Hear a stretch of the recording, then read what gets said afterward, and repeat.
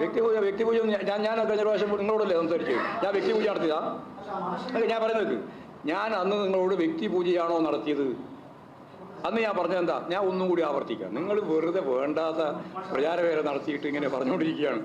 അന്ന് ഞാൻ പറഞ്ഞത് എന്താ? കേന്ദ്ര ഏജൻസികൾ കേരളത്തിലെ ഇടതുപക്ഷ പാർട്ടിയെയും, അതായത് കമ്മ്യൂണിസ്റ്റ് പാർട്ടി ഓഫ് ഇന്ത്യ മാർക്സിസ്റ്റിനെയും ഇടതുപക്ഷ പാർട്ടികളെയും അതിൻ്റെ നേതൃത്വത്തിലുള്ള ഇടതുപക്ഷ ജനാധിപത്യ മുന്നണി ഗവൺമെൻറ്റിനെയും മുഖ്യമന്ത്രിയെയും വേട്ടയാടാൻ നടക്കുകയാണ്.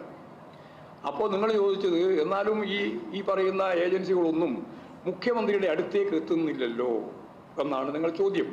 ആ ചോദ്യത്തിന് ഞാൻ പറഞ്ഞ മറുപടി, അത് മുഖ്യമന്ത്രി സൂര്യനെ പോലെയാണ്, കാരണം അടുത്തെത്താൻ പറ്റില്ല എന്നാ പറഞ്ഞത്.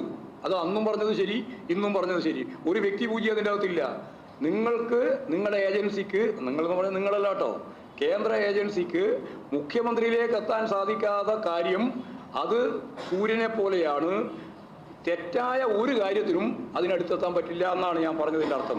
അതിനെ വിശദീകരിച്ച് നിഷ്കളങ്കരായ ഒരുപാട് സാഹിത്യകാരന്മാരെയും കലാകാരന്മാരെയും തെറ്റിദ്ധാരണ ഉണ്ടാക്കാൻ വേണ്ടി നിങ്ങൾക്ക് സാധിച്ചിട്ടുണ്ട്.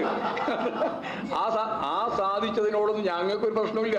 നിങ്ങളുടെ പിന്നെ തന്നെ വരാൻ ഞാൻ ഇല്ലതാനും. അതുകൊണ്ടാണ് ഇതേവരെ പറയായിരുന്നത്. സൂര്യനൊന്നല്ലേ ഉണ്ടാവുള്ളൂ, പിന്നെ അതിൻ്റെ സംശയം. അതായത് അഗ്നിയാണെന്നൊക്കെ പറയുന്നില്ലേ, ആ അഗ്നിക്ക് കുറച്ചും കൂടി ശക്തിയായിട്ട് പറഞ്ഞത് മാത്രമേ ഉള്ളൂ സൂര്യനാണ്. അത്രയേ ഉള്ളൂ കാണാം.